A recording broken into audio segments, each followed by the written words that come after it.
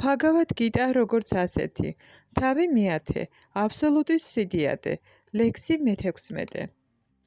გთხოვ დაწვრილებით მომიყევი იმ შენი ღვთაებრივი სიდიადეების შესახებ, რომლითაც ყოველ სამყაროს გამსჭვალავ. განმარტება. ამ ლექსიდან ჩანს, რომ არჯუნა უკვე კმაყოფილია ღმრთების უზენაესი პიროვნების კრიშნას შეცნობით.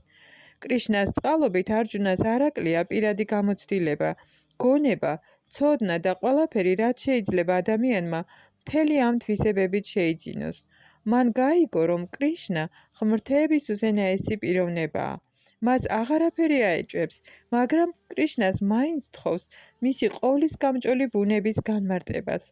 ხალხი, კერძოდ იმპერსონალისტები, ძირითადად უზენაესის ყოვლის გამჭოლი ბუნებით არის დაინტერესებული. ამიტომ არჯუნა ეკითხება კრიშნას ყოვლის გამჭოლ ასპექტში როგორ არსებობს თავის სხვადასხვა ენერგიის საშუალებით. უნდა გვესმოდეს, რომ არჯუნა კრიშნას ამას უბრალო ხალხის სახელით ეკითხება. ლექსი მე-17. ო კრიშნა, ო უდიადესო მისტიკოსო, როგორ ვიფიქრო გამუდმებით შენზე და როგორ შეგიცნო შენ, რომელი სხვადასხვა სახით მახსოვდე, ო ღმრთების უზენაესო პიროვნებავ. განმარტება. როგორც წინა თავშია ნათქვამი, ღმრთების უზენაესი პიროვნება თავისი იოგა მაიათია დაფარული. მხოლოდ მინდობილ სულებსა და ერთგულებს შეუძლიათ მისი ხილვა. არჯუნა უკვე დარწმუნებულია, რომ მისი მეგობარი კრიშნა უზენაესი ღმრთებაა, მაგრამ სურს იცოდეს საყოველთაო გზა, რომლითაც უბრალო ადამიანს ყოვლის გამჭოლი უფლის შეცნობა შეუძლია.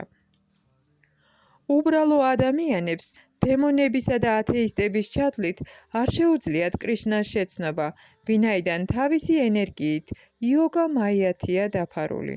ამ შემთხვევაშიც არჯუნა მათ სასიკეთოდ კითხულობს. ამაღლებული ერთგული ზრუნავს არა მარტო იმაზე, რომ თვითონ გაიგოს ჭეშმარიტება, არამედ იმაზეც, რომ მთელმა კაცობრიობამ შეიტყოს იგი.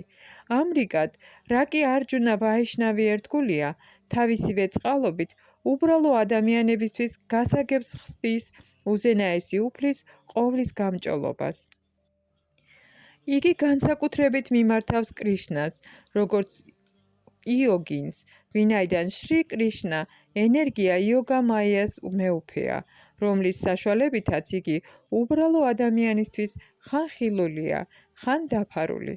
ჩვეულებრივ ადამიანს, რომელსაც კრიშნა არ უყვარს, არ შეუძლია მუდამ კრიშნაზე ფიქრი, ამიტომ მატერიალურ საგნებზე უნდა იფიქროს. არჯუნა ითვალისწინებს იმას, თუ როგორ არის მოწყობილი მატერიალისტთა აზროვნება ამ ქვეყნად. სიტყვები კეშუ, კეშუ, ჩა, ფავოშუ მატერიალურ ბუნებას ეხება. სიტყვა ფავა ნიშნავს ფიზიკურ საგნებს.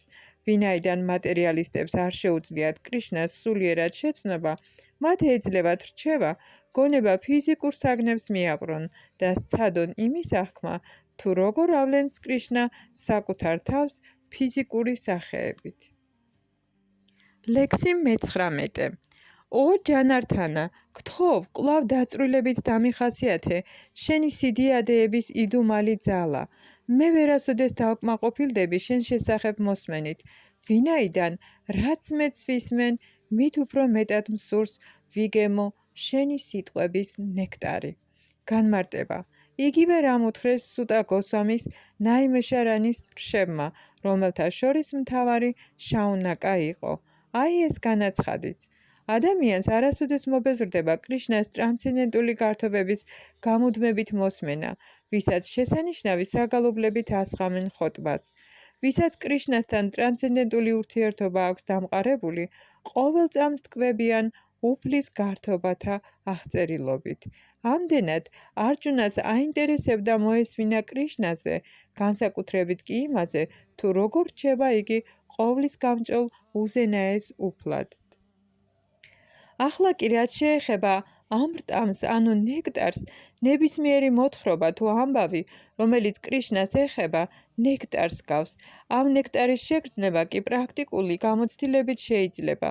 თანამედროვე მოთხრობები, ფანტასტიკური ნაწარმოებები და ისტორიები უფლის ტრანსცენდენტული გართებობისგან იმით განსხვავდება, რომ ადამიანს საერო ამბების მოსმენას წყინდება, მაშინ, როდესაც არასოდეს იღლება კრიშნაზე მოსმენით. სწორედ ამ მიზეზით არის, რომ მთელი სამყაროს ისტორია ღმრთების ინკარნაციათა გართობების აღწერილობითაა აღსავსე.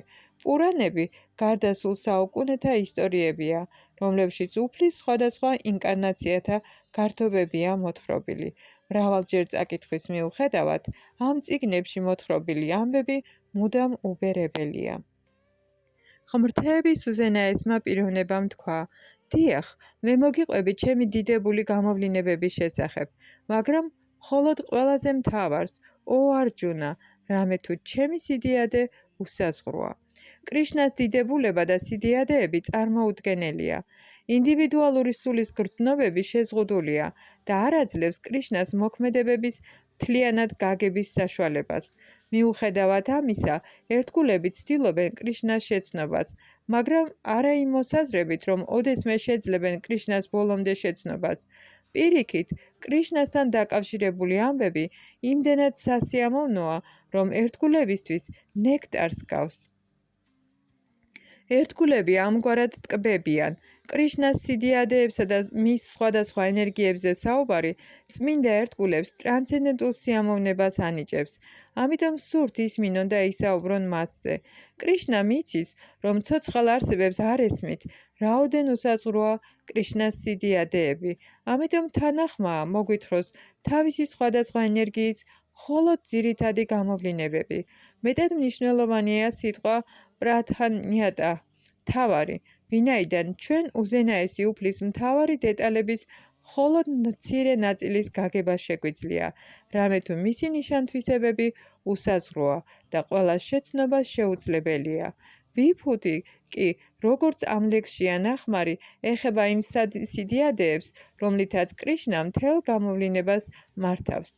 ლექსიკონ ამარა კოშაში ნათქვამია, რომ ვიფუდი განსაკუთრებულ სიდიადეზე მიუთითებს. იმპერსონალისტებს ან პანთეისტებს არ შეუძლიათ არც უზენაესი უფლის განსაკუთრებული სიდიადეებისა და არც მისი ღვთაებრივი ენერგიების გამოვლინებების შეცნობა. მატერიალსა და სულიერ სამყაროშიც მისი ენერგიები ათასგვარი გამოვლინებების სახით ვრცელდება. ახლა კრიშნა გვიხასიათებს იმას, რისი უშუალო აღქმაც უბრალო ადამიანს შეუძლია. ამგვარად, აქ მისი მრავალფეროვანი ენერგიის ნაწილია აღწერილი. ლექსი 21. ო არჯუნა, მე ვარ ყოველი ცოცხალი არსების გულში მყოფი ზესული. მე ვარ თავი, შუაგული და ბოლო ყოველი არსებისა. ამ ლექსში არჯუნა წოდებულია გუდაკეშად, რაც ნიშნავს იმას, ვინც ძილის წყდიაც სძლია. უგუნურების წყდიათში მძინარეთ არ ესმის ღმრთების უზენაესი პიროვნება მატერიალურ და სულიერ სამყაროებში სხვადასხვა სახით როგორ ავლენს თავს. ამრიგად კრიშნას არჯუნასადმი ასეთი მიმართვა მეტად მნიშვნელოვანია, ვინაიდან არჯუნა ამგვარ წყდიათზე მაღლა დგას. ღმრთების პიროვნება თანახმაა განუმარტოს მას თავისი ათასგვარი სიდიადეები. უპირველეს ყოვლისა, კრიშნა ამცნობს არჯუნას, რომ თავისი პირველადი ექსპანსიის საშუალებით იგი სულია მთელი კოსმიური გამოვლინების. მატერიალური სამყაროს შექმნამდე უზენაესი უფალი თავისი სრული ექსპანსიით გვევლინება პურუშა ინკარნაციების სახით და ყველაფერი მისგან იღებს დასაბამს. ამიტომ იგია ატმა, ანუ მაჰათ ტატვა, კოსმიური ელემენტების სული. ტოტალური მატერიალური ენერგია არ არის შექმნის მიზეზი. სინამდვილეში, მაჰავიშნუ შედის მაჰათ ტატვაში, ტოტალურ მატერიალურ ენერგიაში. იგი სულია, როდესაც მაჰავიშნუ გამოვლენის სამყაროებში შედის, კვლავ ავლენს თავს ყოველ ცოცხალ არსებაში მყოფი ზესულის სახით. გამოცდილებით ვიცით, რომ ცოცხალი არსების სხეული სულიერი ნაპერწკლის თანაარსებობის გამო არსებობს. სულიერი ნაპერწკლის არსებობის გარეშე სხეული არ ვითარდება. სწორედ ასევე, მატერიალური გამოვლინება არ ვითარდება, თუკი მასში უზენაესი სული, კრიშნა არ შევა. როგორც სუბალა უპანიშადშია ნათქვამი, პრაქტი ადი სარვა ფუტანარ იამი სარვა შეში նա ჩანარაიანა. ღმერთების უზენაესი პიროვნება ყოველ გამოვლენილ სამყაროში ზესულის სახით არსებობს. შრიმად ბhagavatamში მოთხრობილია სამი პურუშა ავატარის შესახებ. ისინი აღწერილი არიან სატვატა ტანტრაშიც. ვიშნოს ტუ ტრინი რუპინი, პურუშოქაიანი ათო ვიდუ. მატერიალურ გამოვლინებაში უზენაესი პიროვნება გვევლინება სამი ასპექტის სახით, როგორც კარანოდაკაშაე ვიშნუ, გარფუდაკაშაე ვიშნუ და ქსიროდაკაშაე ვიშნუ.